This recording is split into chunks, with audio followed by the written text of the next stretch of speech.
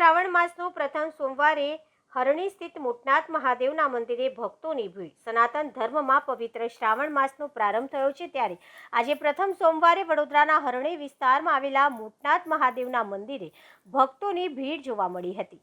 શ્રાવણ માસમાં સોમવારનું અતિ મહત્વ રહેલું છે ત્યારે પ્રથમ સોમવારે મહાદેવને રીંઝવવા માટે ભક્તો વહેલી સવારથી જ મંદિરના કપાટ ખોલતાની સાથે જ ભક્તોની ભીડ શિવાલયોમાં જોવા મળી હતી. ભક્તો જળ, દૂધ, કાળા તલ સહિત બીલીપત્ર અને ફૂલોનો અભિષેક કરી મહાદેવની પૂજા કરી ધન્યતા અનુભવી હતી.